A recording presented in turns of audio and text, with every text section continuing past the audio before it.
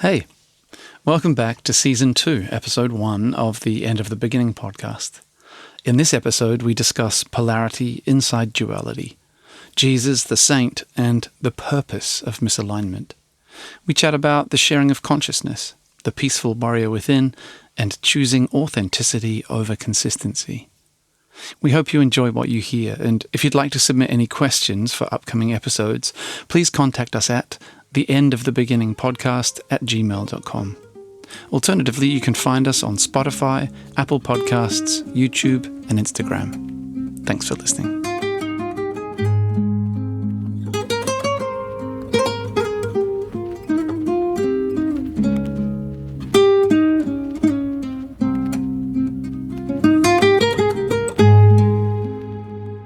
I can't get past that concept of, it feels very close to what polarity is in duality. That concept of, I want to tune myself to all the bliss that's available in the world and move towards positive things. And yet when I listen to song lyrics that are sad, I feel so amazing in my heart, and like to sing or to listen to stuff, and it feels so good to feel. It's the whole thing. It's like a tuning for the fulfillment of our dreams. The dreams don't tend to involve sadness and betrayal and jealousy and grief and rage. The dreams tend to be about the joy of your what dreams? it is to be alive. No, the dreams. Oh, when we have As a in dream. The thing you would like to manifest, or less about civil rights though. Does that make me a bad person, that the things that I write on my vision board don't include freedom and justice for all? That's an interesting topic. The selfishness of our own dreams as an individual. Mine feel very, I don't know, I feel uncomfortable talking about it. But my dreams are not actually about me. My dreams are for everybody. My dreams are like for fairness and for everybody to have enough. And Is that true? Yeah, 100%. Okay, so just double checking, we're not talking about the time between 2 a.m. and 6 a.m. in the morning, not those dreams. No. We're talking about the things you would write on a vision board. Yeah. So where does financial independence exist in that? Not necessarily for my life, but like, for example, if there was a genie that came up and said, "You've got one wish, what would you want?" I'd be like, I want everybody to have enough. I want it to be fair for everybody. I wouldn't be like, I need for me. I would be more in that space of like, can we end human suffering? Or no, not even that. Can we end poverty, you know? So I don't think it's antagonism for antagonism's sake. Is that like Schadenfreude? I don't know. I don't think it's that in me, but more the passion. You want to call bullshit? Not bullshit, just invite, or just offer my position or what runs through me. When, really what it feels like to me is a passion about what duality actually offers. So what scarcity and abundance, hot, cold, male, female, what they actually offer to us. So in a way, we just nullified that. Yeah. And I want to be clear that it's the duality that creates that desire in you.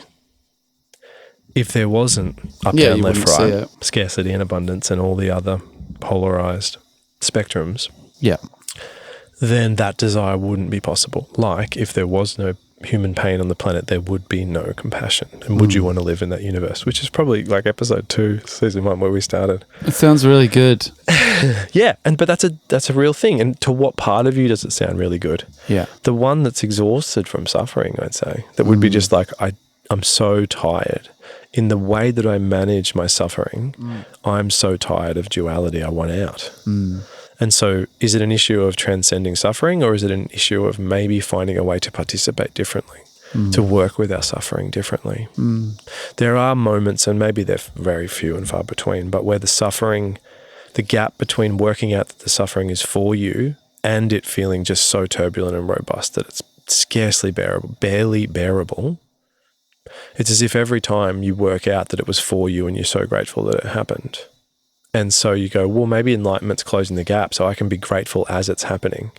In my experience, the universe then seems to go, cool, you can deal with this. Let's double it. Let's turn the volume up. And then you're like, I'm even wobblier. So it's like the higher your vibration gets or whatever, the more you grow, the more that you can hold, the more that you can hold, the more that gets served to you on a plate.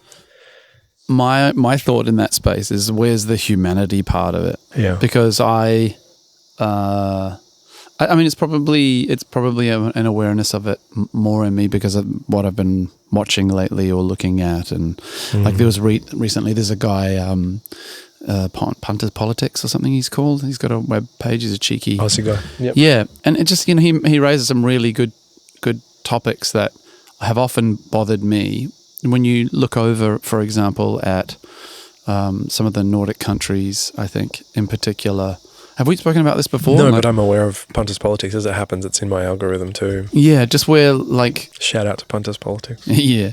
Yeah, is it Norway? I think it's National Norway. Resources. Yeah, and it's just, you know, like it's quite ridiculous, really, what's going on.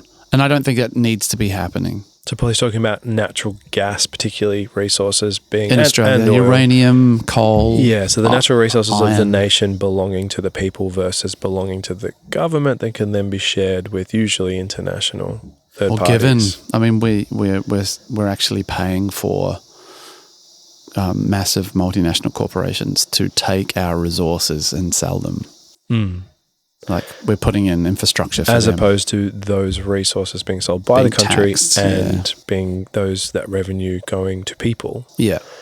In the form of some form of socialist welfare. So that's probably why I'm feeling that way at the moment. And, you know, we all change. I can only talk about how I feel right now, and then, you know, same with you, I think. Yeah. Well, what you've been exposed to. But it's fascinating. You move through a chapter and there's a certain form of weather settles over you. So the ambience changes, the climate you're moving through changes, the vibration therefore shifts. It's flavored in a certain way I don't think any of this is a mistake.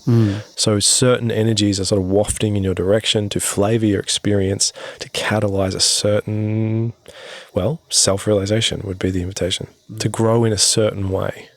The perfect ingredients for you to have a certain sort of realization about yourself. Revelation. So coming back to it. Oh, I feel like... Where's the humanity? Yeah, it would be easy to overly, and I can only speak for myself, overly spiritualize it and be like, this is all, you know, we're in that bypass kind of zone. This is all happening for the unfoldment of each spirit. They need suffering for that. And I've had my share of suffering, so I understand the function and the power. Yeah, and continue to, and the power in it. Like it's a powerful thing to work through. And as a teacher, and we've spoken about that. But I guess my mind pontificates, is that the right word? Just kind of orbits around this concept of like, what would happen if we all had enough? What would that look like? We haven't had a chance to, not in living memory, had a chance to see what that feels like. It's been very competition and war and usurping and kings and queens and monopolies now and capitalism, and it's like, when do we get a go at everybody's got enough, but everybody's feeding into the social common good. And that is the thing that kind of uplifts everybody. But I wonder, I mean, it's a long-standing debate. The first thing I think is that push-pull between, let's not over-spiritualize it because this human suffering really, really matters and we want to make it better. That is the push-pull to me between the yin and the yang halves of ourselves. The babies are hurting. The vulnerability inside me is calling out for more stability, and it's motivating me to catalyze change and to be driven. And it's like the furnace that creates authenticity in the world, in ourselves, in our experiences. This really matters to me. That's sort of this yin aspect. And another aspect is saying we're unlimited. We can do anything we want. This is all opportunity. There's nothing but opportunity. So when we say it's nothing but opportunity, the yin bit screams out, you're belittling what it is to have an arm cut off. Like it's all good all the time. That's not reflective of reality. And yet to the yin bit, when it says we need to survive, we need to feel all our feelings, regardless of outcome, then the yang bit's going, no, we need to we need to drive forward. We need to own our identity. We need to step into bigger realities. The truth, I notice in my own system, I find owning the suffering way easier to articulate than what the yang brings to the yin. I notice that I can still define it and add language, and maybe there's value there, but it's always a little less, even across the pods. Is that coherent, what I just said? Yeah. Totally. Yeah. So that's when we started talking about why am I in love with sad music sometimes? So this is the primary dialogue between the yin and the yang halves of ourselves, the form and the formless, the God and the goddess, the Gaia and the infinity. Yeah. And I might mention it so much that it's boring, but it is ever present. This dance between these two things and what they can offer to each other and what they tease out for the reality of what it is to be human, for that part of ourselves to both suffer and develop a personality and an individuality, for that to be seen in its fullness and held. Language could probably never do it justice, but for those things, for it to be fully seen and held is a bliss, like a true divine bliss. Like God just walked into the room and embraced me and told me I'm beautiful the way that I am. Nothing needs to change. That would be a moment of self-realization, realizing that I am enough and that I'm also not too much.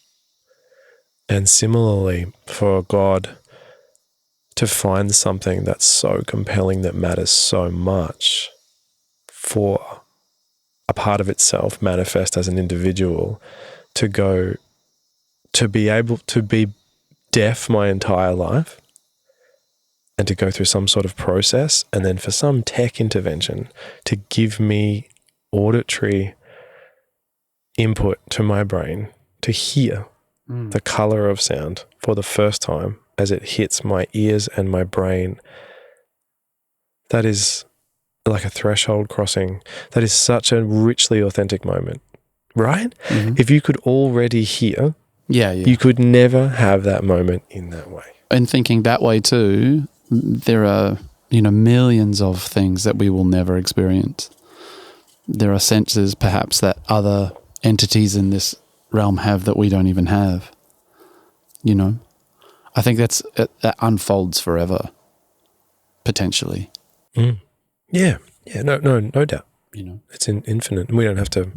You don't have to be able to articulate it in order to claim that it exists. Indeed, you couldn't, right? Yeah.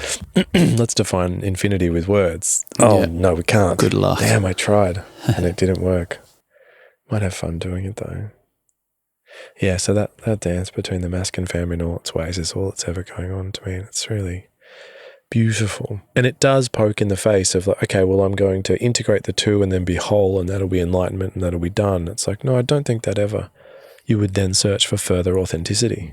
You would then search through explorations of observing, of the observer, observing yin, flights of fancy, like movements, chapters, human stuff happening so that you could get to know self better. And I suppose it does infer that we're different and that there's purpose in the universe individuating into individual souls like Paul, and getting to unfold Paulness and realize new faculties coming online and I'm like this.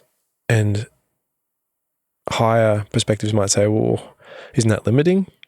It's like, well, this is the whole dance. Isn't it limiting to not be able to hear and then to be able to hear? But without at least the illusion of limitations, you can't have that experience. And what a wonderful experience. Yeah. I heard this really interesting quote the other day, that consciousness is the mechanism that the universe uses to observe itself. And I thought that was kind of like a fascinating, thought. Yeah. It's the same kind of thing as what you're talking about, which is basically like that everything needs something separate to know that it exists, really. Yeah. Otherwise it just is. Yeah. And some of the competing dialogues in spiritual spaces, and there is an old and a new in that as well, as we shift into a different phase of human growth or something, often circle around awakening to this is just a simulation. We've covered this many times, but this is just a simulation. And once you awaken to the true nature of that you are consciousness, then that's kind of it. And you're just constantly perhaps coming back to that over and over until you can hold it in a permanent way. There's a bit of a slapstick definition of what enlightenment is.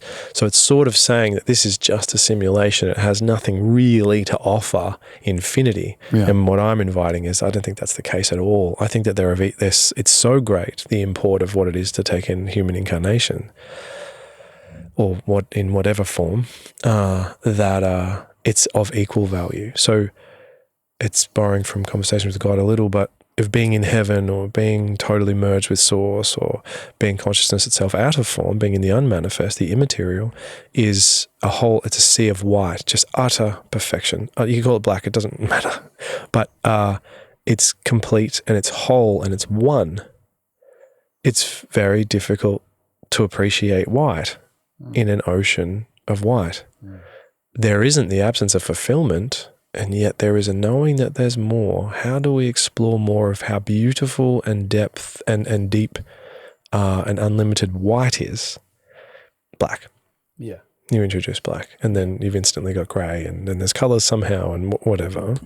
But think about only white in the most absolute sense you could conceive, and now put a line on the paper, and now add shape, and what black does to that white is so transformative. Exactly. That it is white. It's so transformative. It's so compelling what black does to white that white almost doesn't exist without black. Yeah, it gives meaning to white, doesn't it? Being a straight man, just do some gender acrobats here, but being a straight man, acrobatics, if all of a sudden all the women disappeared from the planet, the meme goes like, then the men would kill themselves within a week. We need that contrast to understand ourselves. We need that contrast to exist. We could pick that apart if we wanted. There'd be heaps of fun games to play. Oh no, it'd be amazing. Can you imagine how efficient it'd be? Like whatever comes to mind. But oh man, can you imagine the purposelessness? My brain straight just went to prison. Oh, right. You know what I mean? Not a bad idea. All male prisons has a way of adapting, but that's not. Women still exist. They're just and confined the prospect of freedom exists. Yeah, you could even go a layer deeper and say you then have masc-fem polarity in a much more distorted way. Yeah, yeah. 100%. You end up with subservience. So they look to create polarity. Yeah. In the muck, and it's a vastly less preferable polarity. But it was so interesting while you were talking. Then I think I've always thought about. Like the white that you're saying, like the isness of everything. I've always thought of that as, well, that's everything. And that encompasses the polarity as well. It's the left and the right, and it's all of it. But then as you were talking, I had the same realization at the same time that the black or the not that, the individuation is the polarity to the everything. Do you know what I mean? The not everything. Not being everything is the polarity to everything, even though the everything encompasses the polarity. It's such a mind fuck. It is I guess it's a dichotomy, right? Because how can those two things coexist symbiotically? It's got to exist inside the everything. Yeah. But yet, without it, the everything doesn't know it's everything. Does that make any sense, or am I just twisting my noodle into it? All dualities, all the different axes. There's black and white, and so it just is individuation and oneness. Those are opposites. Yeah. The poleness is the opposite of the oneness, and yet the oneness is so engaged and supportive to the point it's the genesis of, it's the source of it. The poleness. It's so interesting. I'm experiencing pushback inside myself of mental masturbation. Do you know what I mean? But the truth is that's an exciting concept for me, so I'm trying to be brave and talk about it. Yeah. But inside me there's this restriction, saying this is too abstract, shut up? Yeah, kind of this is good on you, fucking middle class white guy privilege. That's inside me going, why are you waffling on, man? It's so interesting. Sorry, I know that's a side note. No, I don't think it's right. In the middle of it, actually, something came to me in that who knows, maybe I was tacking onto your thought, or maybe your thought was tacking onto mine in some empathic sense. But that if this is too abstract for a listener, and it certainly would be if it was exposed to all ears, because this is obviously isn't for everybody, but it would be, there are endless spiritual philosophies that are recruitable at your fingertips. Yeah. How do you choose? If they're all true and most of them have contradictions, that can be a dizzying experience where it feels like falling. If all things are true, then nothing's true. What a bunch of waffle. But what the remedy to that is, only ever choose the idea construct with the love in it. Because love is everything. It's you connecting with higher aspects of yourself. It's functional alignment. But it's also the right thing is the right thing at the time. And the way we can discern that, particularly when we give ourselves permission to, is to choose the one that has the most love in it. And so you go, okay, if all things are true and there's lots, politics or whatever, and you don't have permission to choose love in politics, that's way too intellectual. Yes and no. Like, at least from my perspective, I love the way some politicians are eloquent and are passionate and care about the things I care about. I don't know. Is that off topic from what you're meaning? No. It's just. I find like when you see some. If you're choosing a gift for your 2-year-old niece, much simpler permission to choose from love than there is to choose a presidential candidate, prime ministerial candidate, whatever. Yeah, I agree. I find I had this realization, and I think it was probably in my 20s. It's like Anthony Robbins, Oprah, Deepak Chopra. I'm trying to think of who else. Totally. Yeah, totally. The God I Am guy, Neil, throwback. Like they're all saying the same thing. Krishnamurti, Maharaj, was it Sri Nisargadatta Maharaj? Nisargadatta Maharaj? Yeah, I never say that properly. Yeah, but they're all actually saying the same thing, but everybody's just saying it in a different kind of way, Totally. And so you get to choose the one. And they do contradict each other. I mean, of course. This is thousands of years of like Hindus giggling at Buddhists from across the aisle and all that stuff. Yeah. I mean, man, and it gets worse than giggling. Yeah. Some real ugliness. But I mean, Hindus regard, I don't know how broadly, but in my experience, Hindus regard Christ as an extremely revered being. But also just another saint of the hundreds and thousands of saints that have traverse the subcontinent kind of thing. Yeah. Which is a wonderful open door. What do you think? About whether Christ was a saint? Or son of God or any more elevated ascended master than offering, and that's pretty convenient to just snap up. What's convenient? It's true. Like to me. Yeah. He was just a saint. Yeah. Like a being who attained a really, I want to say contributional vibration, like one that could uplift and one that could inspire and one that he was able to be more himself than, let's say, anybody he knew in his lifetime. Yeah. Have you heard the idea about the lost years and how he went more in the desert? Yeah. Interesting idea. Yeah, and convenient. India. Well, no, familiar with the idea. No, I know. I asked a historian that once, actually. Really? Yeah, about who specialized in the anthropology of India or the spiritual mythology of India. I don't know what the right language would be, but I said it is an amazingly entertaining idea.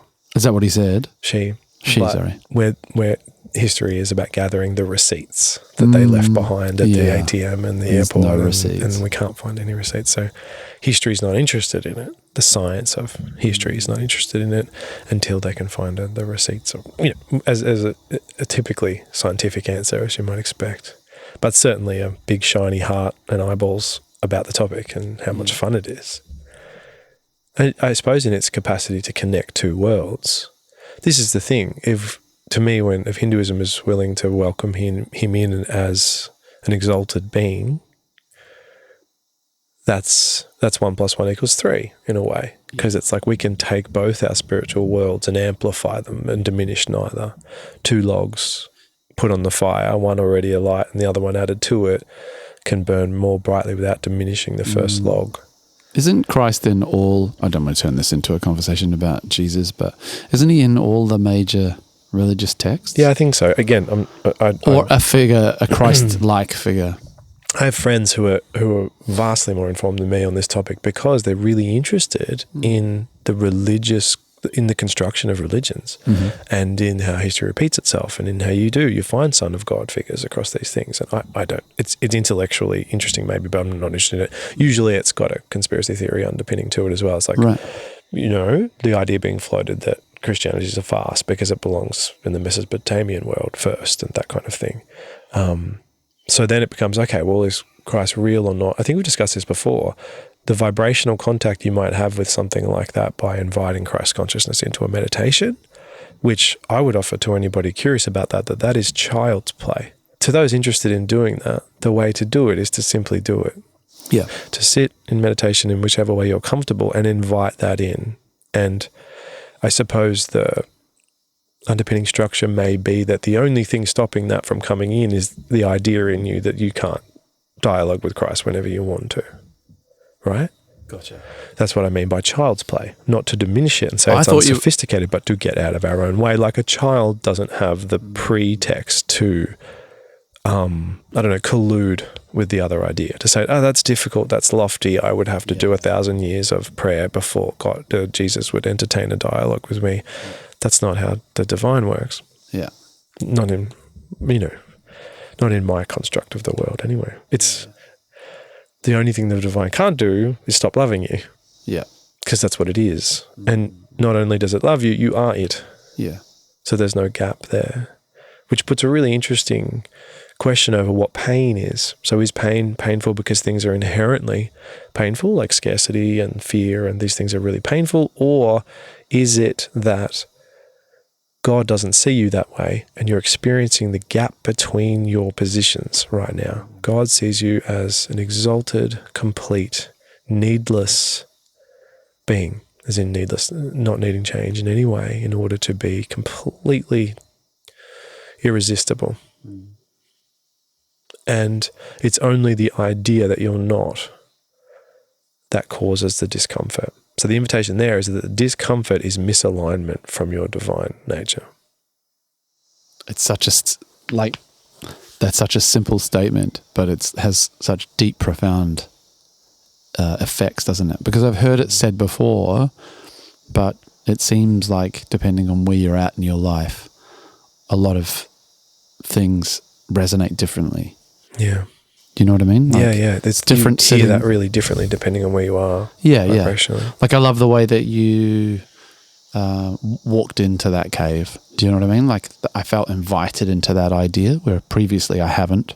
You know, when I've heard someone say, that's misalignment and it's just showing you the distance between you and like God. A chastising criticism. Yeah, you're kind of like, I don't know what that means. But the way you spoke about it, like it made way more sense just then to me. Okay. Yeah. To me, and I think this is pitching to the same idea, and the same challenge in the human experience, is that what's the purpose of misalignment then? And it comes back to everything we've already been discussing. Well, that would be the contrast. Yeah. That would be the black. To the white. Yeah. The black. That informs 100%. The white. Right. Misalignment to create the bliss of alignment +1. So in the Abraham Hicks world, which people have heard before will know that's something I love, they talk about the sweet spot not being bliss, but the sweet spot being re-entering bliss.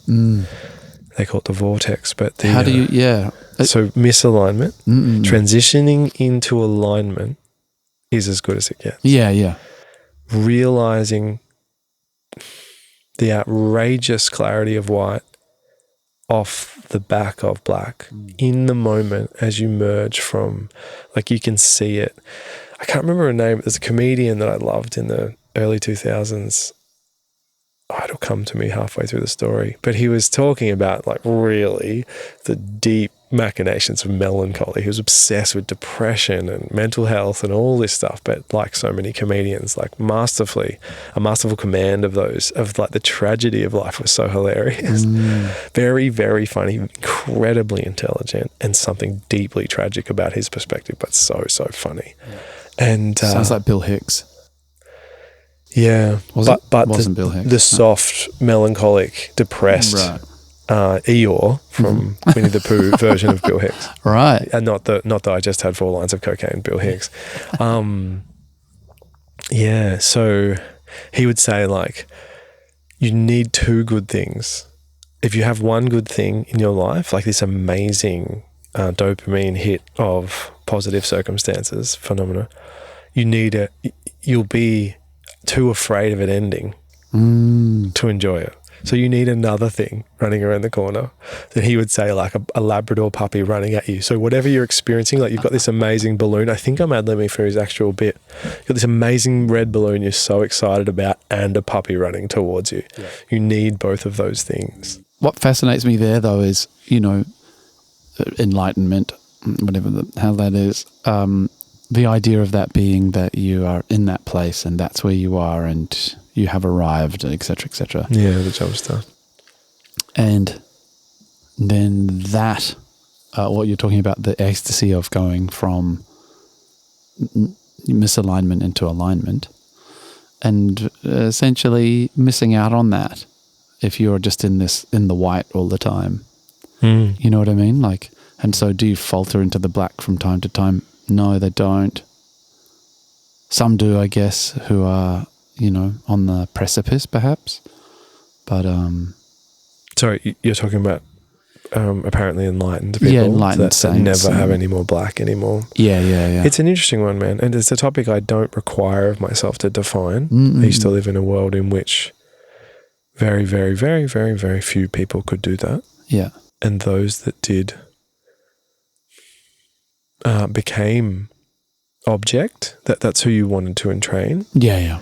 To become. Yeah. And in Hindu lineage particularly, it is entrainment. You become, like when people who are practicing guru principle and they're devoted, they're talking about entraining their guru who entrained his guru who entrained. It's the same person through the whole thing. And that obviously that has overlap with with like a oneness concept, that there's only one of us in the room. And it's true.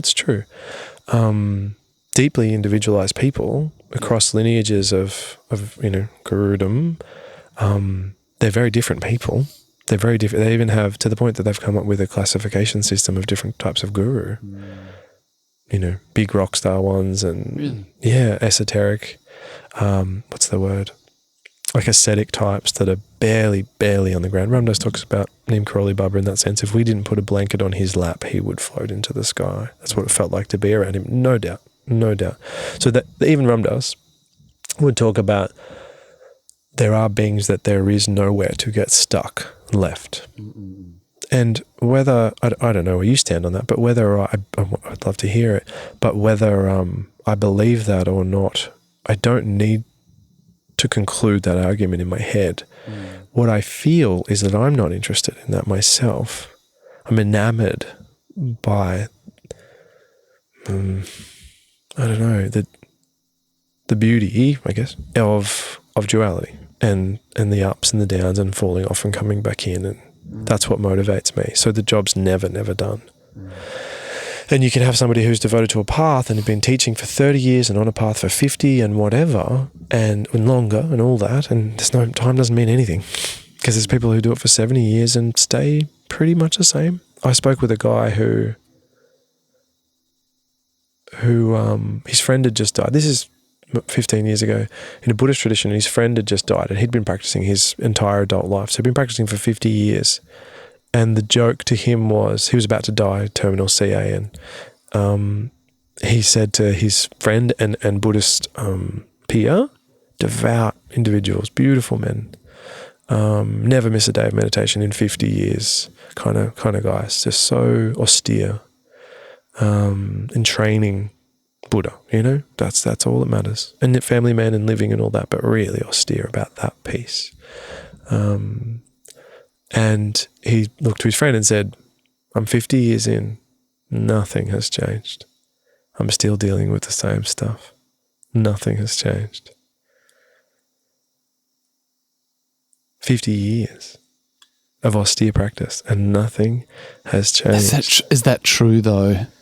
Or has the perspective changed alongside it so drastically that the observation of change has disappeared? I can offer that he saw it as exquisitely liberating to see his friend talk that way. That the story was told with incredible love of him between friends, but also of that introspection, of that realization. Whether it's there's nothing serious going on here, whether it's the Buddhist concept of like, you know, the dove flies over the mountain with the scarf and the talons, and over 40,000 lifetimes it wears the mountain to dust. Whether it's that kind of don't try. A friend of mine would say, what a ridiculous thing we would endeavor to try and be yourself. How redundant. It's the only thing you can't not be is yourself. I've been playing with this idea lately, on and off, admittedly, to do with that kind of consciousness thing I was talking about before. We're feeling into everybody being the same consciousness. So it sounds dumb because I've spoken about it a lot, but there's been a deep understanding. It's just a way of experiencing it, I guess, has felt different for me, where I've truly believed that there is only one consciousness, and that I'm just looking at the Luke version of myself, the Luke version of my consciousness. I'm explaining this very well. It's a bit like there's a cloud and there's kind of like single streams coming down from the cloud. But then when I interact with somebody, it feels like I'm interacting with another part of myself. So I really want to show myself love and care for that part of myself, like I would my arm, you know, like I would my fingernails or whatever it is, you know. Belonging to one another. And one of the definitions of love that I've heard in more recent years is like to take other as self. Yeah. It's like, it's been a really beautiful experience. Like, yeah, we're all sharing this thing, and it's, I don't know, I'm kind of on the edges of trying to describe it, and it feels really, it feels really beautiful to try to struggle to. But the sharing part of it's really, there was something about not calling it God. Well, we're all God, you know, we're all pieces of God, or there was something really in me that unlocked when I was like, well, we're all consciousness. What if we are sharing this consciousness? What if this consciousness there is only one consciousness, and that is just consciousness. And we're all, I can't, but it's, I guess the invitation is to notice the beauty and not know how to find it. So that's the edge. It's like, I can only be this thing. I cannot language it right now, but I can be it. Yeah. And I think you are being it to get to the point of intoxication. I was thinking about something we were discussing mid last season around, wow, we're out here saying that neither of us are claiming enlightenment in any way. And we're in the middle of our process. We're not offering method. I might even be at the beginning. Yep. Kiddie pool. I'm peeing in the kiddie pool.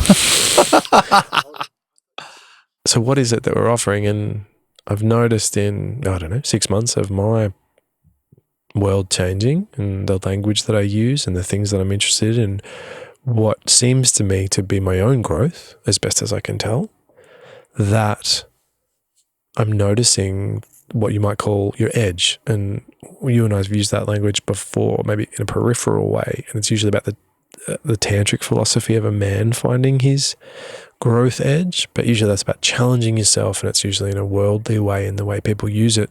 I mean, in our growth edge of transformation, that would be where that black and white interfaces. Coming back to our metaphor before about the black whitening the white. And indeed, it makes total sense that the white would be returning the favor, right? That the white must be blackening the black. The yin of Gaia, of all life force and movement, is made more beautiful because of the presence of infinity. Because it's like, this is the only place you can find form. This is the only place things can arrive. This is the only place that a plant can grow. You know, how wonderful is it to be alive?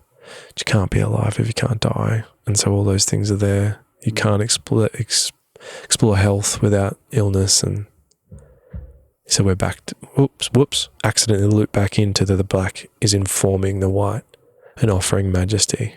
And to me, it never stops. Undulating amounts, sure, but the romance of that, they're kind of like, they're obsessed with each other because of what they can unlock in one another. And as it happens, I think the romance between human beings, usually man and woman, whatever, is the metaphoric echo of that romance. The extension of it. Like there's a tree with these diffuse roots that run out in all directions, and that's somewhere near the tips of the roots, but the core energetic dynamic that we call romance belongs to the divine, belongs to something much more primary, much bigger. Yeah. Sidetrack, but I was talking about our edge, and it's relevant in so many ways. But in this instance, it's like we're growing, and we experience, like, you might be going, okay, there's a lot of learning to be vulnerable in a relationship in my life right now, or there's a lot of learning to take chances with creativity right now, or there's a lot of dancing between scarcity and abundance. So these are examples of edges, and indeed you could have all three. Maybe to some degree we always do across those three fields are pretty topical and easy pickings. Yeah, so those are the edges. So for somebody who's already enlightened or positing themselves that way, or already has a complete method, if somebody's pitching a method, I've noticed in spiritual offerings in the contemporary Instagram sense, but for forever in the, book author or prophesizing from the mountaintop kind of thing, there's if you're offering a method, there usually is an energetic background to that you've used the method to great success. There's usually not a talking about how I'm in the middle of the process. And maybe there's a lip service to it, but there's often this underpinning of this is it. This is the thing you've been looking for. I'm not talking about evangelism or selling hawking snake oil on the street, or even just entrepreneurial marketing or whatever. Just the difference between sitting there and going, if there is a product here that we're offering, I'm not entirely comfortable with that word because it feels like an experiment, but we are offering it. So we're offering something. It is that we're in the middle. This is our edge, and the edge by definition is inherently vulnerable because it's like, these are my new limbs that I'm growing. They're just little stumps and they're a bit fragile, or it's a sapling or a seedling, or maybe a less gross metaphor, the new stumps. But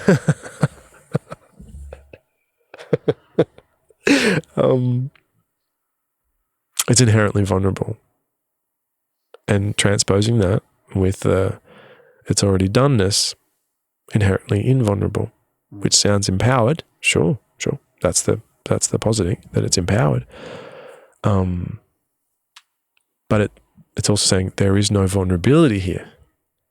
And you might ask, well, do you sound like an enlightened being beyond stuckableness, like in the Ramdas sense? They don't get stuck anymore, and there's no vulnerability in that. Maybe there's no human being in that offering then. And so there's so much more vulnerability in this, because we're talking about being in the middle of the process, and to the extent that we're comfortable in the moment, talking about our actual edge. I wonder how often we're actually doing that. Does that land what I'm saying? Yeah, of course. The difference between being complete, yep, and that sometimes even offering a method feels like, I mean, I think we want a method like that. That's why we get offered methods. mm-hmm. I'm not sure. My experience has been the same as yours with. If you have to offer this, if you're offering this method, it has to have been successful for you.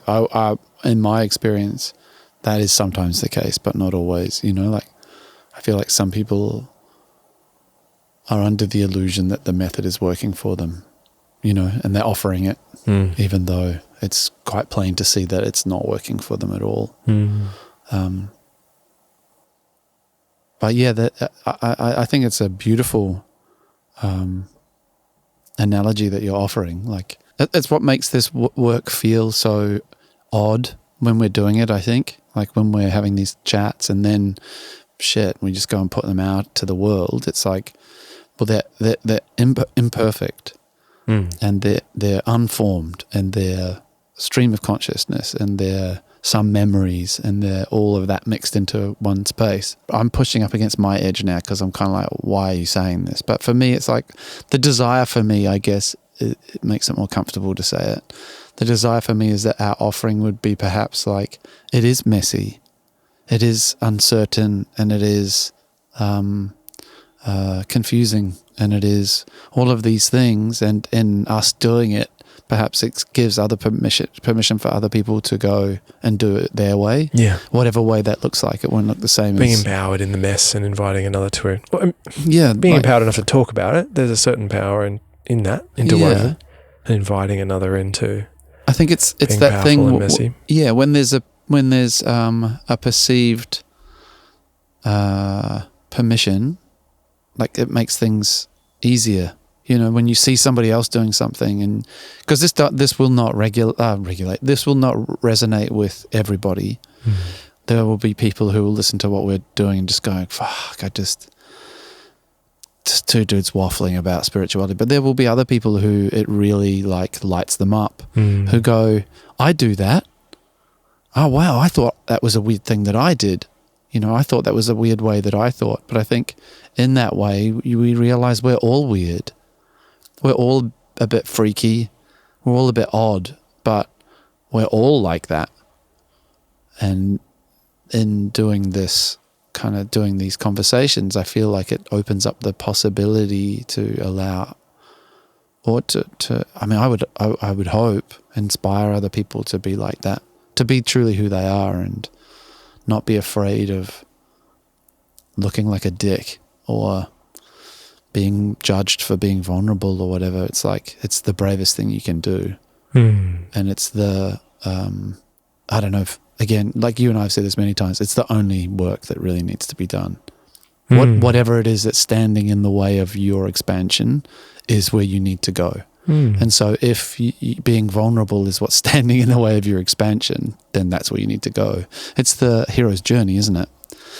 The cave sort of thing. Or just the cave that you fear to venture into contains the treasures that you desire, or whatever the quote is. But I think that's all we're doing, man. Like I think it's posterity for, you know, these kind of fascinating conversations that you and I have, and that can be enough in this age, I think. You know what I mean? Yeah. I'm reminded of, in the broader strokes, things like you were saying at the start of the pod, your dreams are always or often. I mean, I know you well enough too. You do have dreams of personal change. Yeah, like wonderful phenomena arriving for you on a relational and financial and creative, and so just being careful that for anybody, being careful that those aren't diminished behind the bigness of a humanitarian mission. It's like, my things don't matter because that's the one that matters. I think, like, gun to our head, to be really honest with ourselves about where the actual primary passion is. Is it worth, this feels like a more archetypal philosophy, but is it worth saving the world if you're living bereft of basic nourishment all the time? It's like, Ram Dass talks about it like these you know, broad strokes, lifetime missions of dedicating yourself to a cause, and all you've really done is hand the baton to the next generation to continue the cause. So what was the quality of life you lived? Because you're passing that over as well. So I lived on the breadline and you know, neurologically strung out all the time, and all my human relationships struggled because I really became the cause much more than I was Paul or whoever.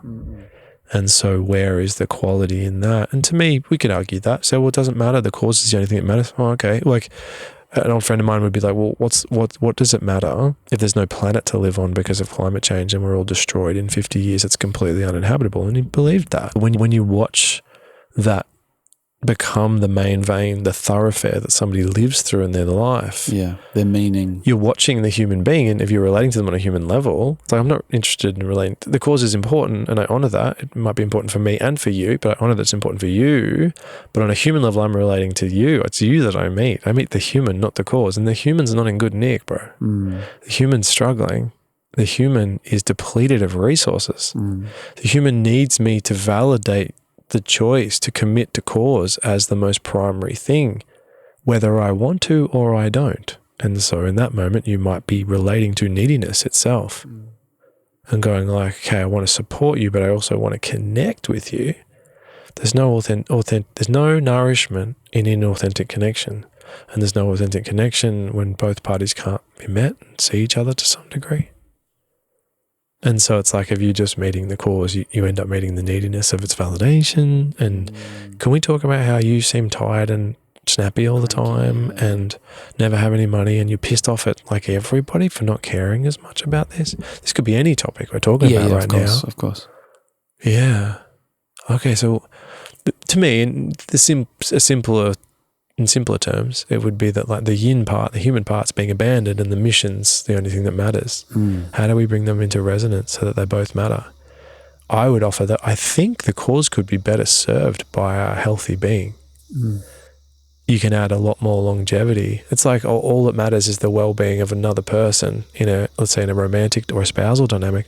Or I'm so committed to this relationship, the other person's happiness matters so much, and you've not checked in with your own well-being for a decade. It's like your well-being becomes their well-being. That would be a definition of enmeshment or codependency. So the opposite would be, well, if I take care of my well-being, I can take care of you so much better. Yeah. But the real resource you're actually offering the person is you. If I take care of me, I have a sense of how I'm doing, how horrifically self-indulgent.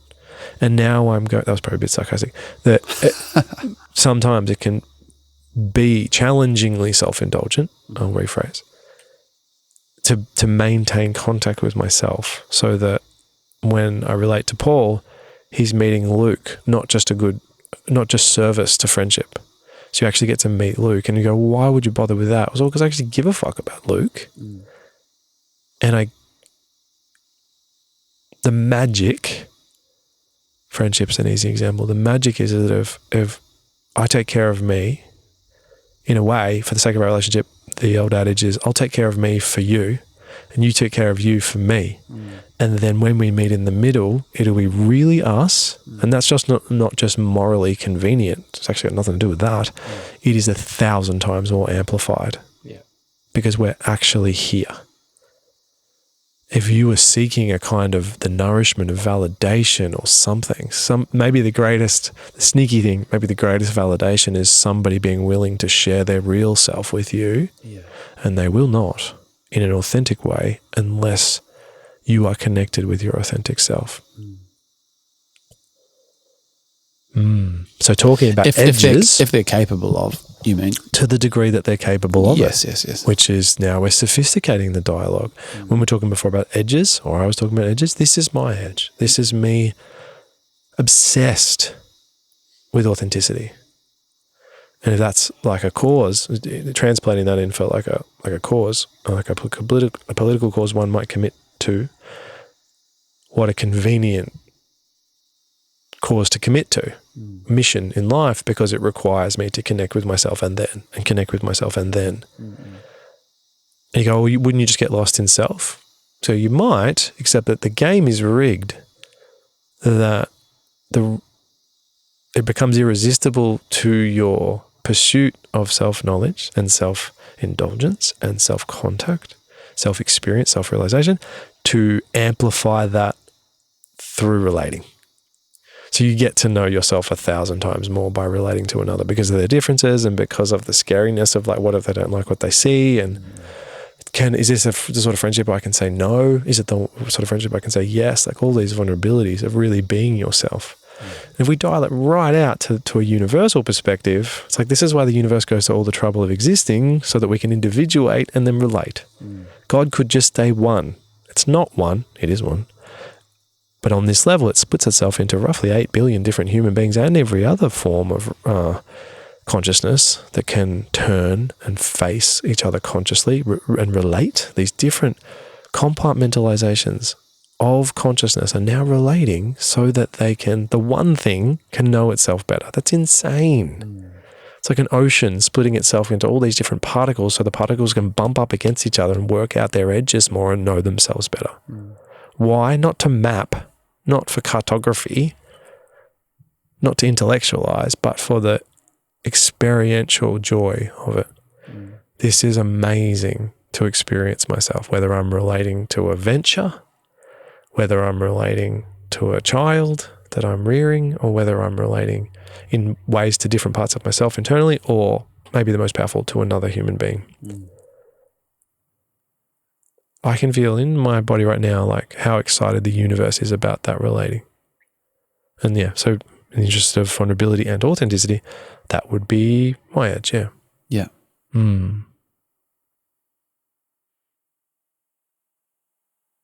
It feels like the first thought that kind of pops into my head hearing you talk about that is how do you so cynical.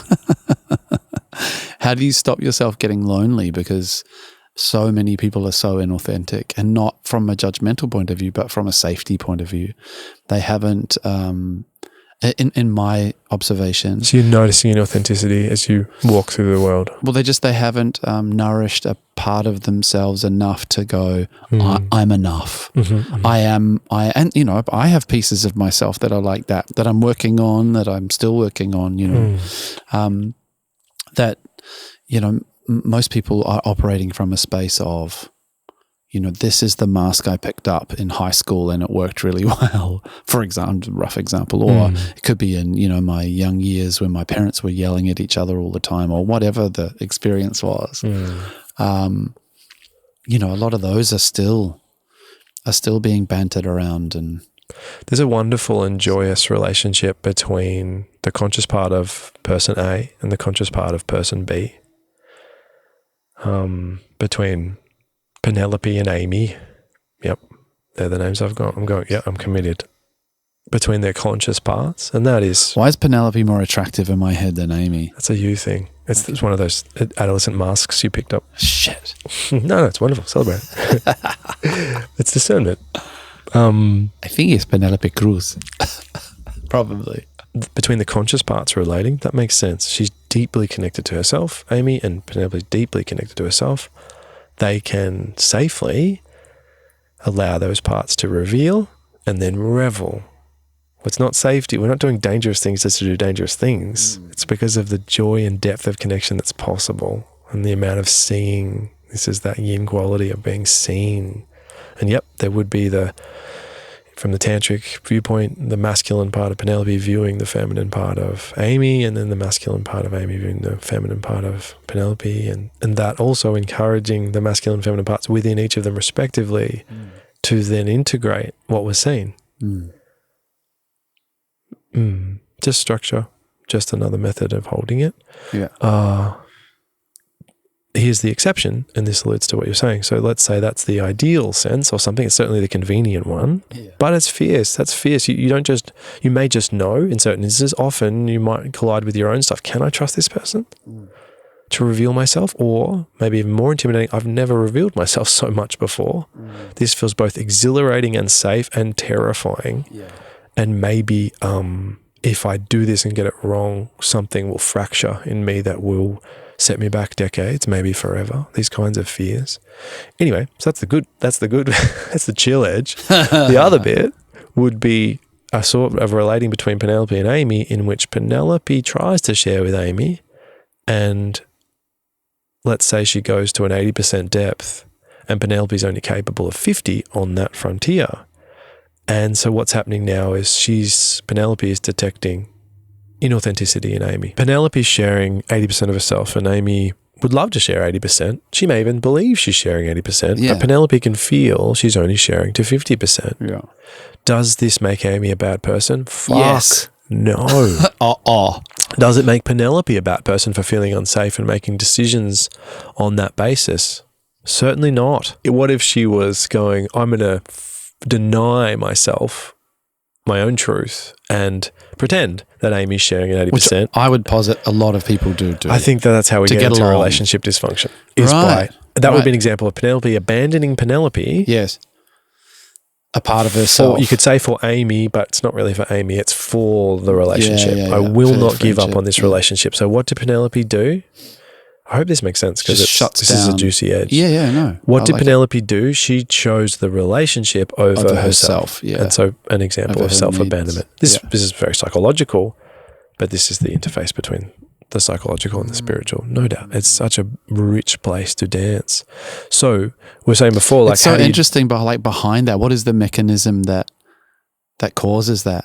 What is the what is the mechanism behind? So what is the spiritual mechanism, or is the spirituality behind the psychology of choosing the relationship over yourself? I mean, this probably has psychological spaces as well. The spiritual is just observational, I guess, in this instance, but Yeah, the interface point is the juicy spot. You know, like, is it like loneliness, fear of loneliness, fear of being misunderstood? All of it. You know, like all yeah. What's there for me immediately is, yes, all of that symptomology, all of those pieces, all of those ingredients, but coming from a deeper root of you mirroring a relationship in your youth, formative relationships.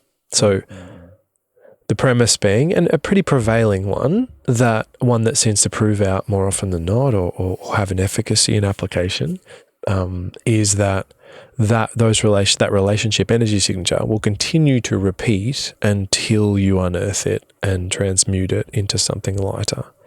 You could say taking some chunks of black and meeting them fully, digesting and integrating them, processing, alchemizing, all these rather beautiful words to me, and then integrating that as a steadiness, so that blackness can have its purpose realized. Yeah. And then as it happens, usually the marker of it being done, that body of work, is that it no longer bothers you. If it was to happen again, you'd be fine. One of them might be an actual plane crash with a lot of people's deaths. It's not like you would choose it given the simplest of choices, but were it to happen, it doesn't embody a whole lot of fear for you. That can be a complex edge as well. But generally in somebody who's embarking on this kind of work over, let's say, years or even decades, they know that they fear it vastly less than they used to. It holds so much less charge. Maybe that's a more convenient way of articulating it. The charge is vastly diminished. The amount that the charge is diminished is directly proportional to the amount of work that's no longer there. Yep. So coming back, which is probably my most said 2 words in the pod, there's the comparison between one form of relationship between Penelope and Amy, which they can comfortably meet in the depths of, let's say, 80%, and that's its own body of work, but they do that, and that's groundbreaking and amazing. Another one where one's at 50 and one's at 80, but there is still relating. So we just said that there's this opportunity to not put the mutual relationship before the relationship with self. That's a relationship. So she's using the gap, the shortfall of Amy, Penelope is, to find an edge and to grow. The possibility is that both of those, scenario A and scenario B, 80 and 80 versus 50 and 80, are both incredible growth spaces. Really powerful, really dynamic. So when we say cruising around with a lot of loneliness, totally real, but it's certainly not an absolute absence of the capacity to relate, because these opportunities are there everywhere. And so what Amy can do for Penelope is radical. For her to be able to sit in that and see what she's up to and see that for me, it's deeply self-love orientated. I am too precious to abandon myself. And Amy gifted me that. She's wonderful. Now, we're talking about duality. So the path to that wonder often looks like devastating letdown and someone not showing up for someone, or working out that in a way they're in authenticity and telling me they're right there with me, and me believing it, and then working out they weren't, and there's got to be a deficit somewhere between that 50 and 80. It'll lodge in both of their systems to some degree, and it can show up as betrayal or disappointment, or when usually it shows up when things get hard, when a climate of difficulty sweeps over and affects the relationship. Now one isn't able to support the other, or maybe they hook up with their spouse or because of this blind spot and then deny it even happened, and all these things, because so often a shortfall there will be, if Amy's pretending that she can get up to Penelope's 80% of deep sharing, that will run it as that's an inauthenticity, and that will manifest somewhere. And what I've noticed in these inequities are everywhere in life. And recognizing them as opportunities is a perhaps inevitable phenomena for us, I think, to really realize the truth of a relationship.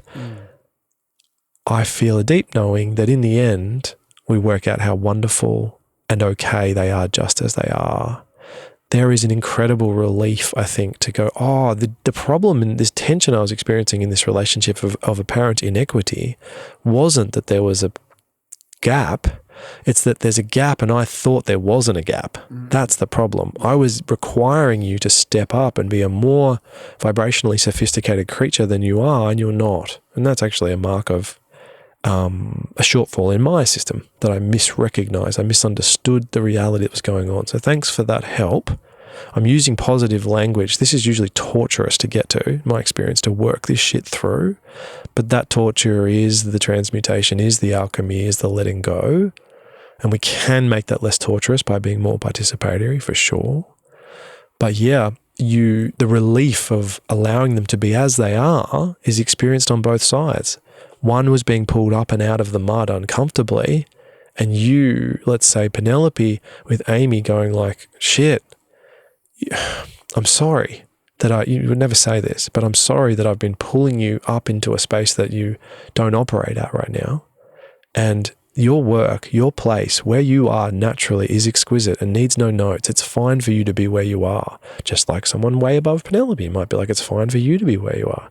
I'm conscious that I'm using language of above and below and hierarchy, and it's uncomfortable in these cultures, but it's inevitable relationally.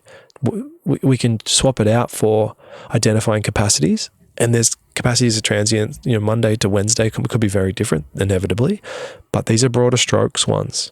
And so a lot of the issues relationally in my life and many others are recognizing exactly where people are and how okay it is to be where they are. And the body of work that they're up to can be so different to somebody else. And it's just so beautiful, just different kinds of creatures up to different kinds of work. So the relief of allowing someone to be as they are is felt on both ends. I don't require you to dance this dance with me. You're so beautiful the way that you are, and that letting go and it might mean that it has to mean you have a different kind of relationship. It's been functioning under a guise that's non-existent, under an illusion. I think that, but there's a possibility for that to become a superpower, I think, for Penelope, for example, because she is endeavoring to find the benefit for herself in everything. Does that make any sense? Yeah. To see the opportunity. And so to me, that just indicates a trajectory of expansion and understanding, and because it's no longer seeing, like there's ways to view life that are productive and unproductive, and it just if you truly are trying, if you truly are engaged in expansion, then the productive route is a hell of a lot more efficient. It requires maturity and it requires patience. Sometimes it requires you to have waded through a whole bunch of muck, but that sounds like that's more where that Penelope character is. Yeah. Do you know what I mean? I do. And the wading through the muck is the gift. 2. Yeah. So you say, I missed the opportunity. It's like, no, I think what's happened is there was stuff in your system that was in the way. The muck was resonant with it, and the muck re-entered like a pattern from the past recreating itself in the now, so that you can be with it. And it's like, in order to hold, maybe this is okay to declare, or something like, maybe this is a close enough to reality fit that it isn't a metaphor and it's really real, but that in order to hold a bigger vibrational version of yourself that can comfortably inhabit and accommodate ideas like let's say Penelope's realization here, seizing the opportunity, not just a willingness or the idea of it, but really in every cell of the body coming to embody this growth work. So what if there's gunk in the system that's holding that expansion back? I think of a flower blooming into a broader expression of itself, bigger and more capable of more beauty or something, more functionality, more capacity. As it's trying to open, there's gunk in the way. And these are the experiences of discomfort, like something through betrayal or letdown or inequality, unfairness, like whatever. And I'm so angry about this stuff. Why am I so angry at someone I love? And sitting with this, like what I'm inviting is like, that stuff's just as important. That's the black. To go, I am angry. To meet that stuff and go, I'm not afraid to be angry. I'm not hurting anybody. I don't have any weapons in my hands. I didn't call anybody horrible, but I am so angry, or so jealous, or so sad, or whatever, that is the stuff to be with fearlessly, as long as it needs to stick about. This is this yin stuff, this gunky stuff to be with, that it can alchemize into a bigger version, like an expansion. It can become expansion itself. I can emerge more. I can hold a bigger version of myself in this physical body, and that can hold the bigger reality. So yeah, we're seizing the opportunity, but we're walking the path of the opportunity, which is the transmutation of the emotion and the feeling that's in the way, starting where we're at, being authentic with ourselves, right? So it's sort of got like two or three dimensions to it, where it's like, I want to seize the opportunity and not overlook and bypass not a molecule of feeling as I move towards it. I think it's inevitable that if you do, you end up having to circle back and feeling the feeling again. Yeah. I heard a beautiful Abraham thing in the last couple of weeks that was clarifying to that end. And it's like, in the manifestational world, it's like we want to think our thoughts and our feelings and our belief system create our reality. If I believe money's hard to come by, if I believe money comes from hard work and hard work alone, that's the only way it can get to me, as an example. Whereas if I believe it comes to me because of what I am, not because of what I do, that's a radically different world to live in. It could be BS, but it might be a blissful BS to coexist with. It might be irresponsible, but we'll see, I think most people are comfortable. If you think that if a woman's walking around saying that men are all sharks and all horrible, how the fuck is a good man going to knock on her door? One who embodies safety and mastery of his own dangerousness, of his own volatility. Interesting, right? Because how could a man protect anybody with violence or bigness or physicality or whatever if he wasn't inherently neutrally dangerous, at least? Yeah. How does that work? So what we're looking for is not a defanged man as far as a healthy man, but one who can coexist with his own dangerousness and steer it in the direction of love. And another step might be what love, like a global, mutually agreed upon love, or the love that he is, like to move towards that. And it can reveal a lot about the woman you're talking to, how she reacts to these ideas. Yeah.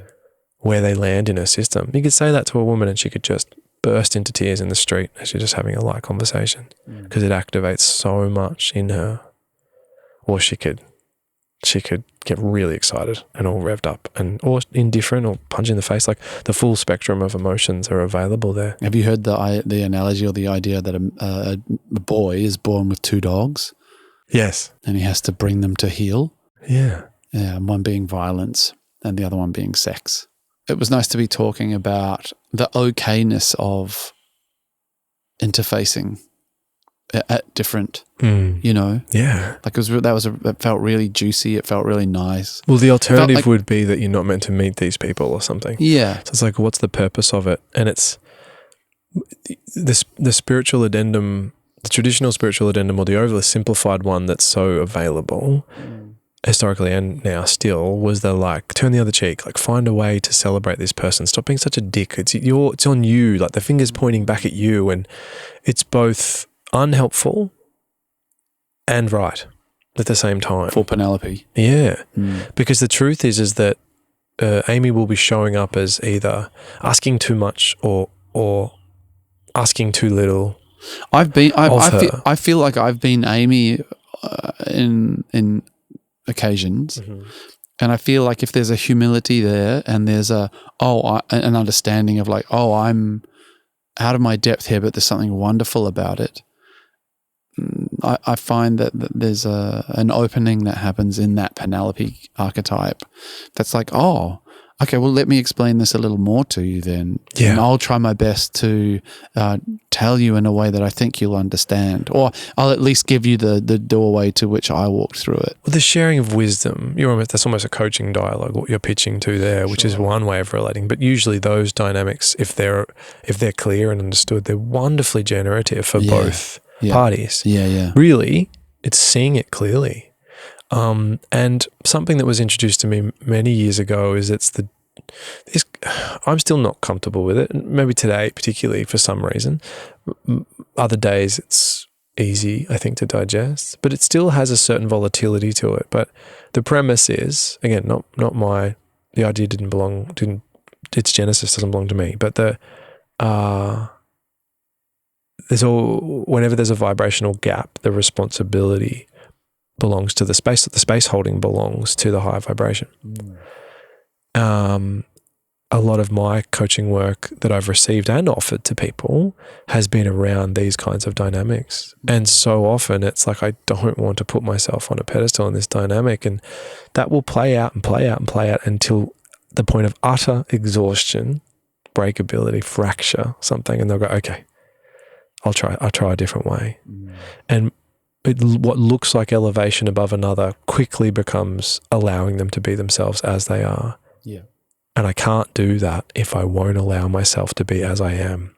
And the reality is, as I am, as Penelope is, and as Amy is in their natural state, unmolested in that state, is different, with different capacities. They're almost different creatures. Yeah. And it's scary, probably in its isolation. Maybe it's that old adage of like being afraid of the God that you actually are. Like, I couldn't possibly allow myself to be as powerful as I am because it'd be terrifying or something.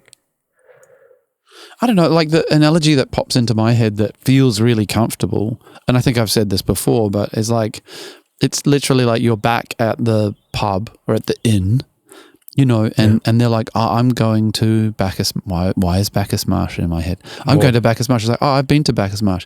Oh, sick. Can you tell me how to get there? You're like, yeah, man, you just see that little road there. You go down there, and then when it forks, you turn right. See, there's no problem. We have no problem in like helping people with directions in that analogy. And that can also be in the same light. It's just kind of like, I'm struggling with this. Man, I've had that.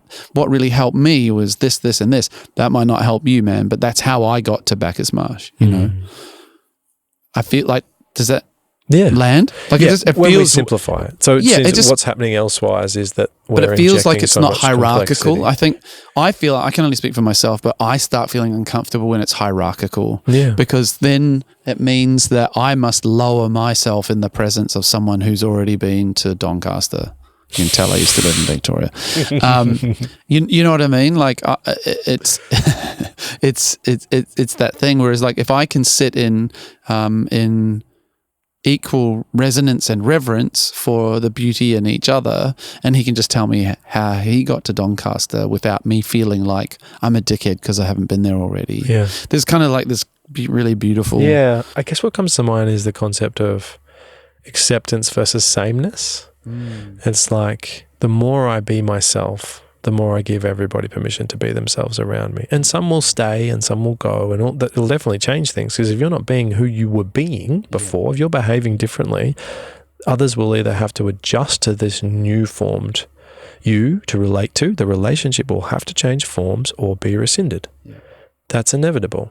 Relationships are also always reinventing themselves because human beings are always reinventing themselves over and over. So many stay. Man, the power in not needing anybody to stay is irresistible. Yeah. It's you could say that's relational love itself because it's authenticity itself. My dedication is to authenticity, not to consistency. That's Gandhi. Little guy, robes, very thin. Exquisite though, because it means like no matter what, in that specific instance, someone was looking to him for spiritual philosophy, leadership, guidance. Is that I'll have it when I have it. I may never have it again. I'm not beholden to who you think I am. It's okay that you have ideas about me. I've given you impressions, no doubt. Very powerful human being. But then to say, but like the only power I have to give you is if it's real, it's aligned, it's authentic, it's really me, I'm inspired. And in the absence of that, you get nada, bro. Nothing. I won't give you counterfeit. I won't do it. And so the bravery it takes to relate in that way, to say, if I show them who I really am, they may walk away. And it takes, if you're operating from that operating system in your life, and I certainly have, it takes the revealing of the tragedy of it.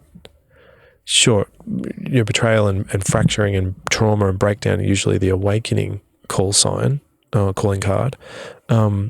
But eventually you see the tragedy of inauthentic relationship and go like, how was I a party to that? I've been showing up as a counterfeit version of myself and it's icky. It's gross. It's repellent. I can't do it. But that has to be revealed through a process and all of that. And it's like in doing that, then it's motivated. Then it can automate and become a natural appendage of your everyday function. I feel that schooling has a lot to do with the covering up of authenticity because you have such a large differing stretch of the population which you wouldn't necessarily be in contact with. And you have to, like I'm sure you've had experiences at school and stuff where you're like really excited about something, you're being yourself and you just get shot down and it's incredibly painful and confusing. And I feel like you kind of have to rebuild out of that at some stage. I wonder, I think about that. That makes sense as an archetype for sure. I mean, the counterbalance is like, and we have socialization. So it's everyone be themselves all the time and do whatever they want. And yet we've got the norms of like, no, we're eating dinner right now. And if we say you eat dinner, I go through this with my youngest all the time. Loads of desire for leadership and autonomy.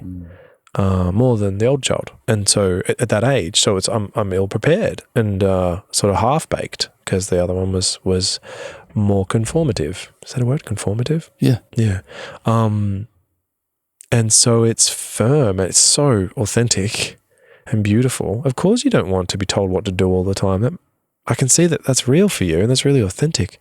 I'm so sorry that I have to tell you that time waits for no primary schooler. We're going to miss the window. We're going to miss sports. We're going to miss school start time. We're going to miss stuff if we don't move now, and it's difficult. So trying to get out ahead, trying to set up structures so that can be maybe understood, but a bit young. So try to, get lots of sleep the night before, so there's more energy to move less sluggishly and all these things. But it's all an imperfect science, and the rubber hits the road in all sorts of clunky ways. I think when the window passes and the realization that, okay, let's do that. And you're like, I'm sorry, man. Like the windows move. Yeah. What? That only happens 2 or 3 times. I at least in my experience. Yeah. And then they're like, Doug, hey man, if you don't get out of the shower now, this is going to think, okay. Yeah. It's sunk in, it might take 5 times, but. So that concept feels, very common and easily available, but I'm realizing in this moment that I have not tried that with this particular child. Yeah, right. Yeah. In real time. Yeah. So, and perhaps maybe I couldn't bear it. I couldn't bear us to be late. Well, I think like you're. How it reflects on me. Yeah. I mean, I can only speculate, but in your previous life. Relational construct. Yeah, relational construct. So beautiful. And even employment. It's like shit had to be on time. This goes like this, otherwise shit gets real. You know what I mean? So there is quite a adherence to structure. Yeah. And it's a very masculine thing. Like males like structure. Oh, I was thinking about this morning at drop off, and when You're going to see the ecstasy on your face. Oh, I was thinking about we got there on time. Well, I watch myself like say things out loud in front of the kids too, like somebody in the queue to school and somebody having 15 cuddles with the kids as they get out of the drop-off lane at school, and the structured masculine part of my brain is like, we don't have time for endless compassion right now. Or no, it's actually more specific. It's like, just move your car up 6 spots so the rest of us can get in. Yeah. You're bottlenecking the whole thing. And of course, to that masculine part, it's like, this is wrong. And it's and I'm watching the kids and saying, look, does it matter? It doesn't matter. But you watch the masculine, it's like preparing for the Mongols to invade. It's but there'll be a time. You've got to close the gate.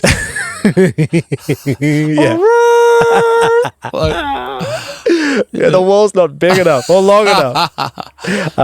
Yeah, man. That kind of thing. Man, so it's there. And it's not right the here devil. with you right yeah, now. because you happen to be a dude. So it's not or it's the masculine parts vibrantly alive or whatever. It could be in anybody. But but I have to watch it. And then if I let it out and go, oh my God, like the kids are like, what's your you okay, Dad? What's going on? Like, and I'll go, well, listen, if she just moved up a bit, then the system would flow and that would be considerate. But then there's another bit that goes, she's hugging her kids. Yeah. She's hugging her kids. You don't know what's happened in her morning or in her life. Like her dad just died and she's feeling so much stuff. So this is the thing. This is the push and pull of life. The mask and the femme. The how do we keep everybody safe of the village chief versus what's the point of keeping them safe if we can't love them? Yeah. And show them emotional love in the moment. I'm going to crusade through life on the mission. But if I don't enjoy what it is to be myself while I'm doing it, what is the promise for the next generation that I'm trying to preserve things for anyway? Yeah.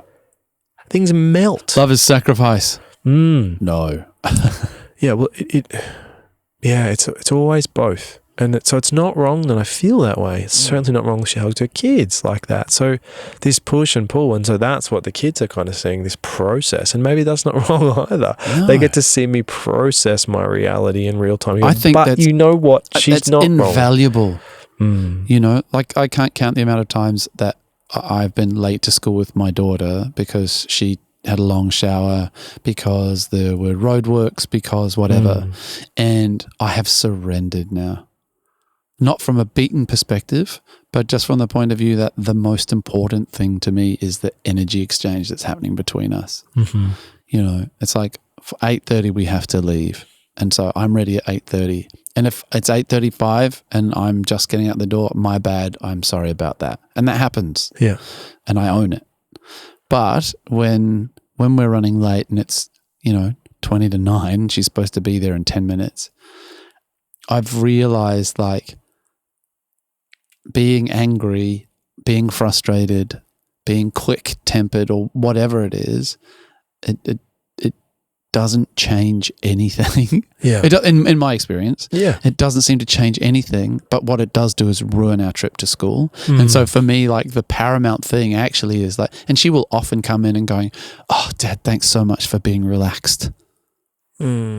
And I'm like, no worries, babe. Like, I mean, it sucks that we're late. I don't like being late. I know you don't. And like, she knows, like she's very, but what becomes beautiful is the interaction. And then it's like, next, what are we on to now? Like, what's happening at school today or what's, Hearing it laid out so elegantly, it feels like the discernments between the boundary isn't the problem, your inability sometimes to sit comfortably in the boundary setting. So there's one thing to say, if we don't leave now, we're going to be late to school and there'll be consequences, as in like you'll have to walk in and go to the front desk and, check in there. Which also happens. Of course.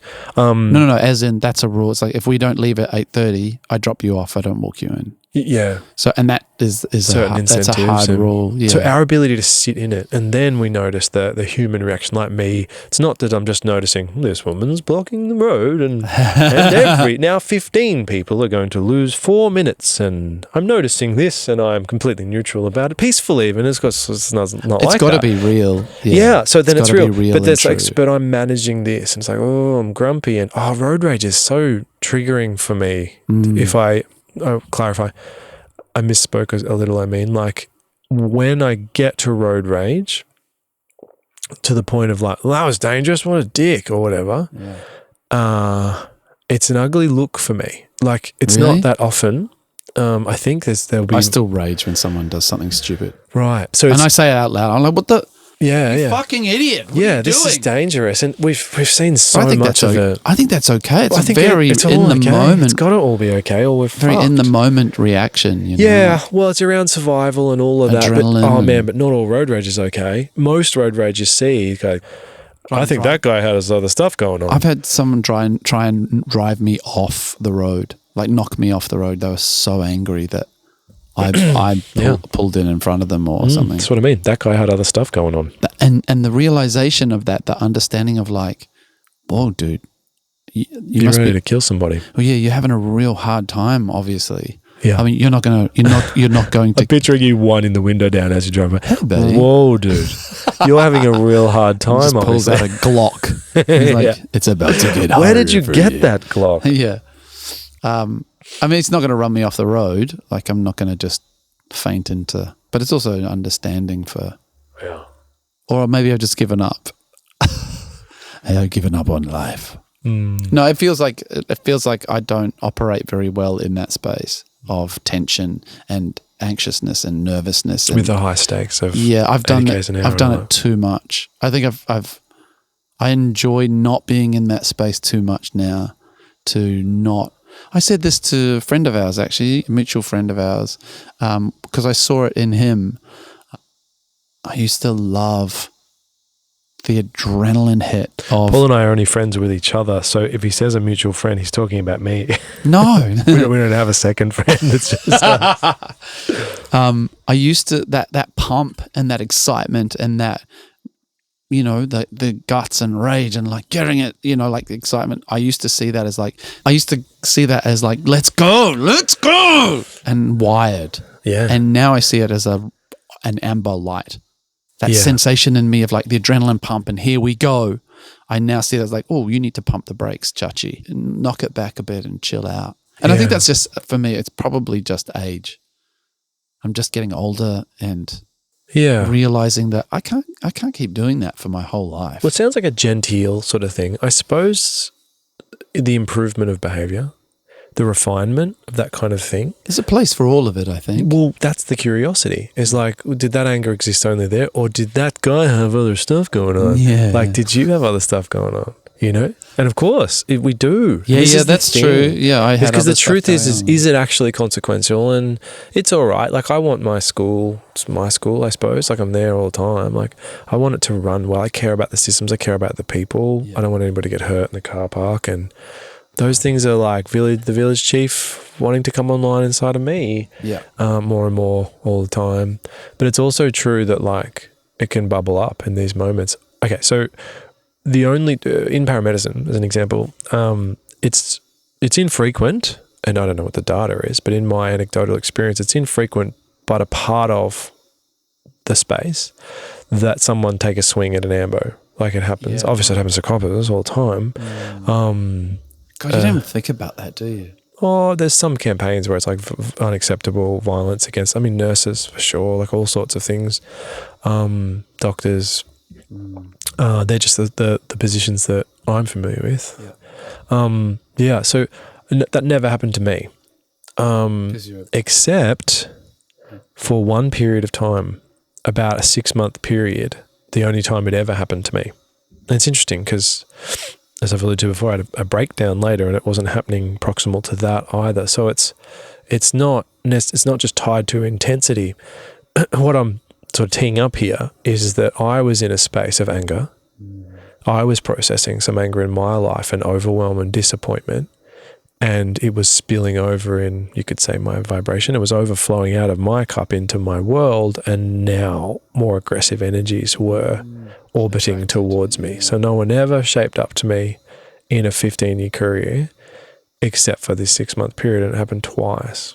Yeah. And no one hit me, but the threats were there. You're a stocky dude. I think if someone's going to square up to you, they better know what they're doing. Stocky's not my favourite word, especially. Well, I was trying to think of it. Got a face for radio. No, I was trying to think of like I was trying to think of a because you've got a big frame. Like you're not overweight. Doesn't matter. It doesn't matter. You don't reckon? Of course, I think maybe. I would think twice if I was pissed at you. I would think mates twice are like about 6'6" or whatever, and they're the first ones to get a fight picked at a pub. Really? Because you're probably not going to take the guy one-on-one unless you're halfway through a UFC regime and you want to test yourself. And it goes the other way too. Not for me. Not for me. That's almost unrecognizable experiences for me. So whatever that means. But the point is that it was obvious at the time that this has never happened to me before. I wonder why it's happening now. I can hear the part of me that wants to go, oh my God, it's so inappropriate because we're here to help, and totally. But I could not turn the volume low enough to ignore the part that said, you're a white ways in here, bro. This is happening now. Why now? What's going on now? And it felt quite clear and digestible even that it was because of the energy that I was emitting. Wow. In that chapter. Yeah, I think a lot of guys struggle with anger, and it's probably never been more unacceptable than it is at the moment. Yeah. And I think that misplaced anger is unfortunate, but anger has its place. It definitely, it's the shadow nature of man. And again, that two dogs thing. You make sure you can bring that dog to heel. That violent dog needs to be able to heel. When you tell it to, sit down. Yeah, because it's powerful. It's the thing that protects the village. It's but it should never turn on the villagers. So many waves of anger that I've had to coexist with, and really, when we say had to coexist with, that process usually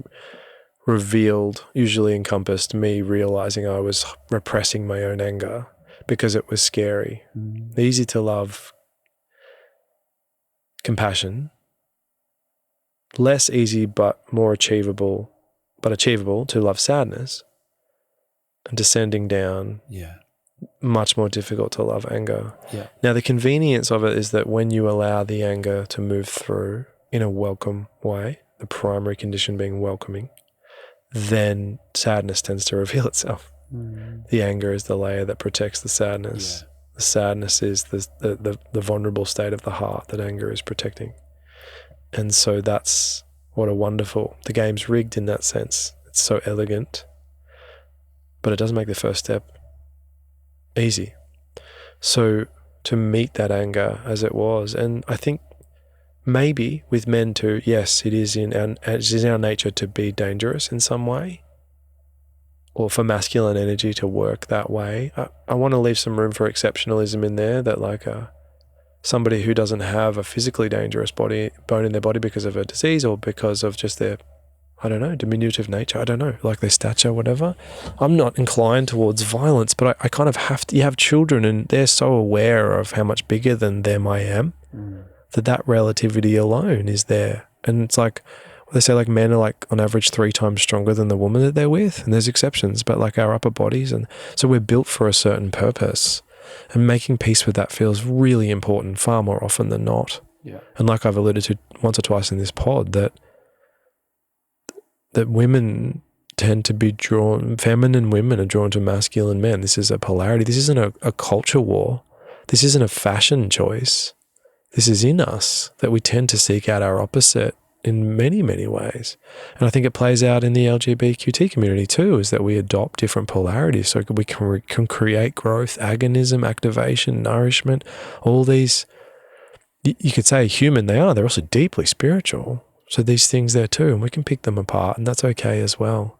The hope is that we can welcome each other in and own our own triggers around this stuff and ask for safety, indeed, but to work with it, whatever that form of relating is.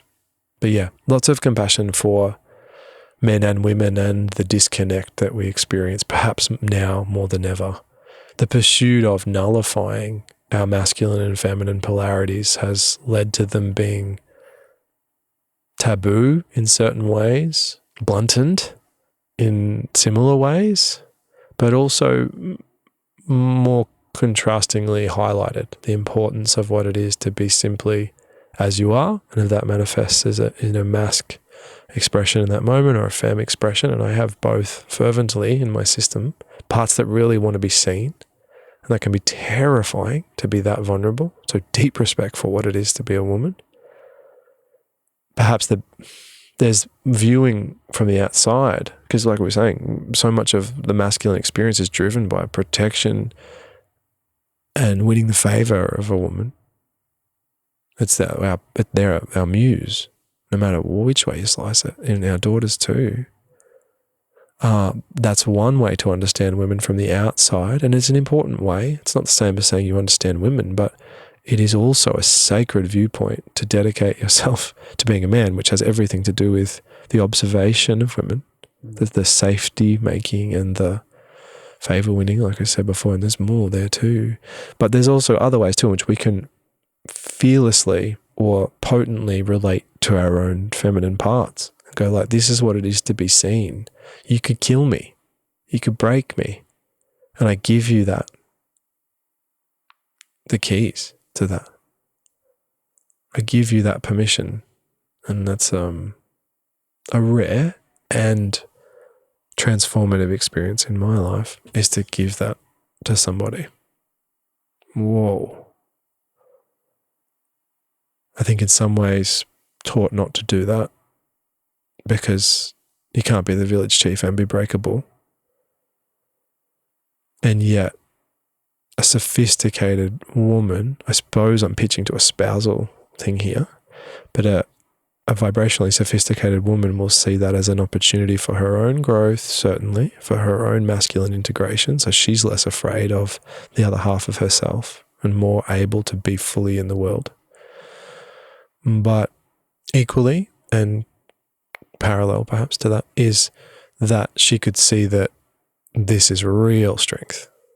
To be this vulnerable and this breakable is a whole different level of masculine expression.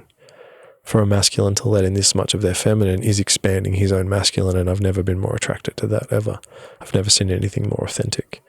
It gets said a lot in spiritual and psychological culture of like, men have been asked to, it's not a political point, men or a moral discussion, but men have been invited into their feminine more and more, and then also told that we're more afraid when you're more soft and gooey. So it's like, how do we do both? And I think this is how we do both, but it also it alludes to some of the confusion in the masculine community, if you like. Like, you told us to be soft and safe, and now you're not interested in us. What do you want? Like I said, if all the women disappeared from the planet, men would kill themselves in a week because they'd be directionless. What do you want? And it's nuanced, and it's okay. This is the complexity of our time, one of them, but it's a fierce one. And to sit with it and to be with it. It's like, I need you to be both. What does that even mean? Well, some of that's this. I need you to be yourself and not a pushover. I need you to be steady. I need you to be in your Paulness so that I can be in my Penelope-ness. What is that? Yeah. I need you to be so fearless that you can be vulnerable. I need you to be so masculine that there's room for your yin and mine.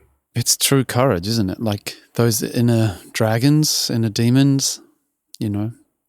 You can be the toughest guy in the world on the battlefield, but if you're not courageous internally, then you're still going to end up as a mess. It's fascinating too, because that empowers the outer battlefield, the outer battlefield. And it's not like, it might be that I'm simply not afraid of this anymore. There's moments like that where you're kind of connected to something bigger and it's like, whatever. But I think much more functionally, it teaches you to be with the things. It looks like I'm not afraid, but I'm coexisting with the fear, which is a literal functionalization of my masculine is holding space for my feminine to move through. I mean, that's the tantric pitch, is that like, a man processes and integrates his own feminine so lovingly that he can do it for her. But then it runs deeper, and like, what if he was to momentarily, when it was inspired, swap roles? And that's emerged from the kind of tantric culture. John Wineland talks about it a lot.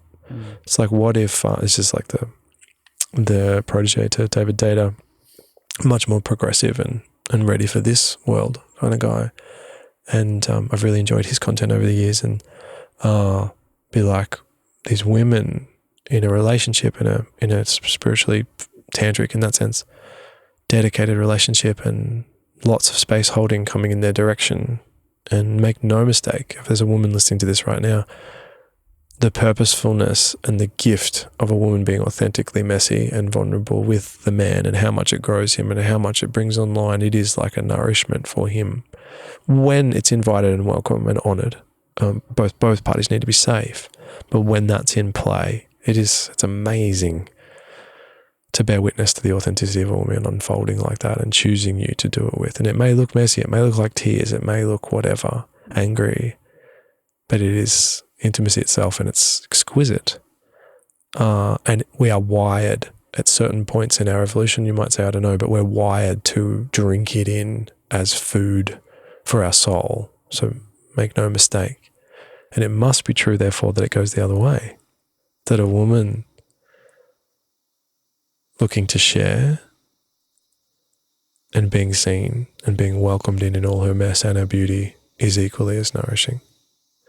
So let's say that this is the Wineland example, that's on track and that's been ticking away for a while. I'm ad-libbing here. And they're in that kind of dynamic, and love requires them to swap roles for a time as he cracks open to a deeper vulnerability than ever possible, likely something to do with something he wasn't able to receive in his youth. And maybe it looks like mask holding, but it's a bit mothery, an incredible vulnerability that she's sophisticated enough to see that.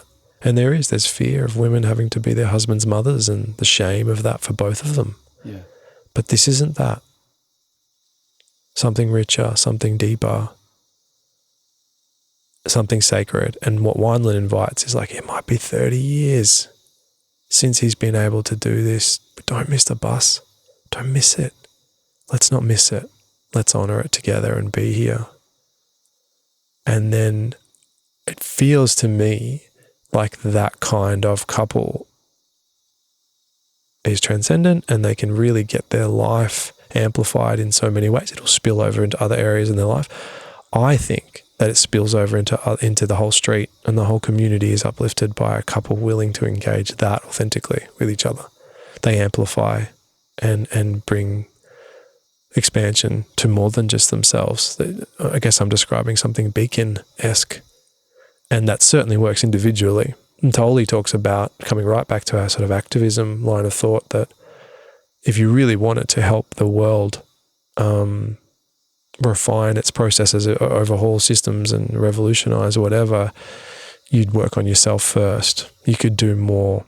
This is him 20 years ago. I don't know what he would say today, but you working on yourself vibrationally will overflow that cup onto others and uplift others and invite them into that silently, not as a spiritual activist, and that will do more good than the rest of it. For me, it really does come down to inner work every time. That's what you are being affects the world much more than what you are doing.